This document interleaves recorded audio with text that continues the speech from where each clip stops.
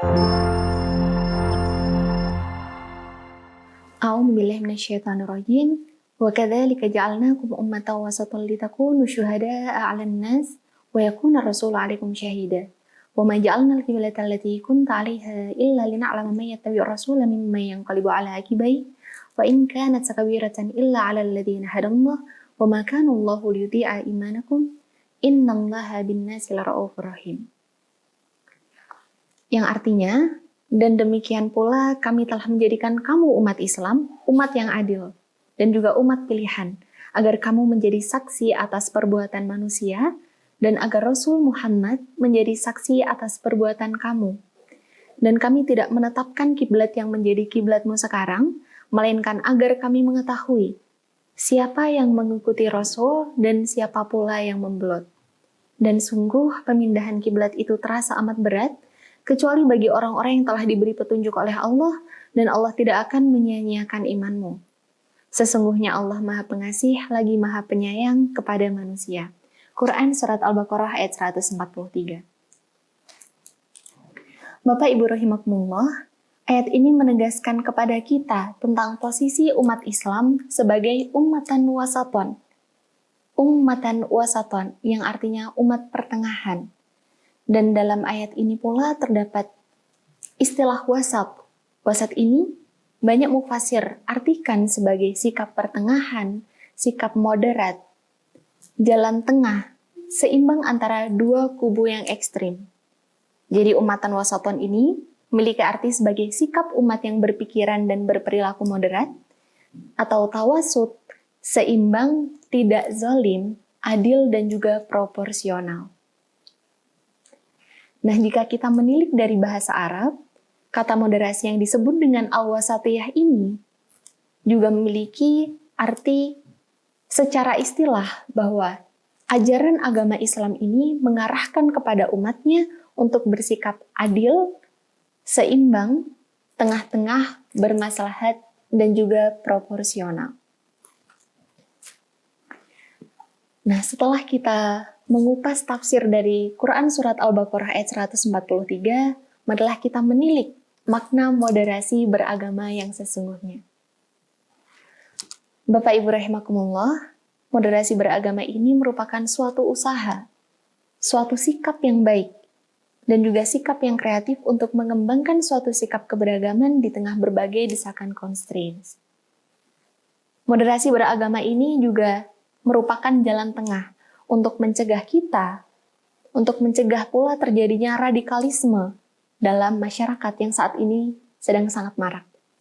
Oleh karena itu, dari moderasi beragama ini kita bisa mengimplementasikan salah satunya adalah sikap toleransi. Sikap toleransi yang antar umat beragama ini itu merupakan hal yang sangat penting untuk menjalankan sikap pluralisme. Dan di sini toleransi ini yang ingin saya highlight di sini adalah toleransi dalam umat beragama, yaitu dalam sikap kita kepada umat muslim dan juga sikap kita kepada umat non-muslim. Kemudian saya ingin mengutip tausiah yang disampaikan oleh Profesor Dr. Haji Abdul Mustaqim MAG. Beliau adalah salah seorang guru besar bidang ulumul Quran. Beliau menyampaikan bahwa hidup yang baik adalah hidup yang penuh dengan keseimbangan, terutama keseimbangan antara urusan dunia dan juga keseimbangan antara urusan akhirat. Dikatakan oleh beliau bahwa ada 5 keseimbangan yang insya Allah dapat mengantarkan kita untuk hidup menjadi lebih baik. Yang pertama, tentunya yang paling utama itu adalah seimbang antara urusan dunia dengan urusan akhirat. Nah, sebagai umat Islam tentu kita harus selalu ingat bahwa kita bukan hanya hidup di dunia, tetapi kita juga akan melanjutkan hidup kita ke kehidupan yang hakiki, yaitu di kehidupan akhirat. Oleh karena itu, bekal untuk kehidupan kita ke akhirat tentunya harus kita pelihara. Kemudian yang kedua merupakan seimbang antara kesalehan pribadi, kesalehan individu, dengan kesalehan sosial. Dalam hal ini, sebagai seorang muslim kita harus menjalankan dengan baik urusan ibadah kita kepada Allah SWT yang dimana ini kita sebut sebagai hubungan vertikal, dan juga tetap selalu menjaga hubungan kita dengan sesama manusia yang kita sebut dengan muamalah, sekaligus hubungan secara horizontal. Oleh karena itu, tidak cukup bagi kita, bagi seorang muslim, untuk mengedepankan urusan kita dan hubungan kita kepada Allah saja, tetapi juga harus terus berbuat baik kepada sesama manusia. Dalam hal ini, berbuat baik bisa dengan bersedekah, membantu sesama, dan juga berperilaku yang baik dan bertutur kata yang baik kepada sesama umat muslim. Kemudian yang ketiga merupakan seimbang dalam berbangsa dan bernegara. Bapak Ibu rahimakumullah, kita tahu bahwa Pancasila itu bukan agama. Tetapi Pancasila tidak bertentangan dengan agama manapun, termasuk agama kita, agama Islam. Sebab seluruh sila yang ada dalam Pancasila sesungguhnya disarikan dan disandarkan dari Al-Quran dan Sunnah Rasulullah. Tidak ada yang bertentangan dari Al-Quran dan Sunnah Rasulullah.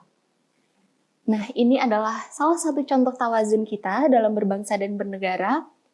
Dan negara kita, Indonesia ini juga sebagai bentuk negara yang insya Allah bisa memayungi dan juga menyatukan berbagai suku, bangsa, dan agama dalam bingkai kesatuan Republik Indonesia. Untuk yang keempat, merupakan keseimbangan antara aspek rohani dan jasmani. Di sini saya ingin mengutip salah satu kalimat thayyibah, yaitu La ilaha illallah. Kalimat thayyibah yang sangat penting, yang menentukan baik buruknya akhir kehidupan seorang muslim. Di sini kalimat thayyibah La ilaha illallah diumpamakan sebagaimana pohon yang menghasilkan oksigen.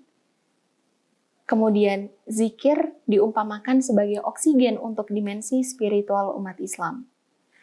Nah, keseimbangan antara aspek rohani dan jasmani ini sangat penting karena keduanya saling mempengaruhi. Karena kita tahu bahwa rohani yang kuat, yang kita perkuat dengan ibadah kita kepada Allah SWT akan selalu membawa ketenangan jiwa dalam melakukan segala aktivitas kita. Sementara itu, jasmani yang sehat juga akan mendukung kemampuan beribadah kita. Maka keduanya, aspek rohani dan jasmani tentunya harus kita usahakan dan harus menjadi seimbang. Untuk yang kelima, merupakan seimbang dalam berinteraksi dengan teman-teman penganut agama selain Islam. Bapak Ibu rahimakumullah, Islam adalah agama yang kita yakini sebagai seorang muslim. Islam pula merupakan agama yang diridhoi oleh Allah SWT di sisinya. Satu-satunya agama yang diridhoi oleh Allah. Islam merupakan agama yang paling baik menurut kita sebagai seorang muslim, namun kita itu tidak harus menjadi penghalang untuk tetap berbuat baik kepada mereka penganut agama selain Islam.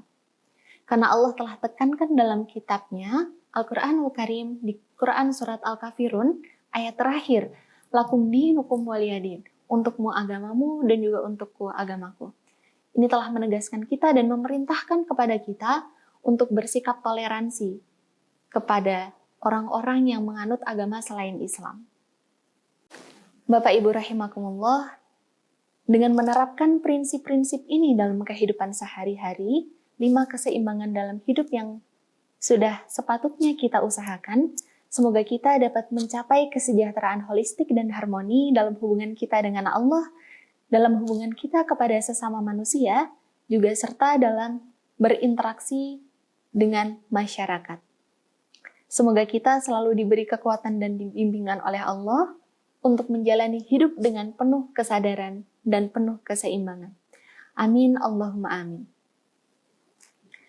Usikum wa iyaya, mohon maaf atas segala salah kata.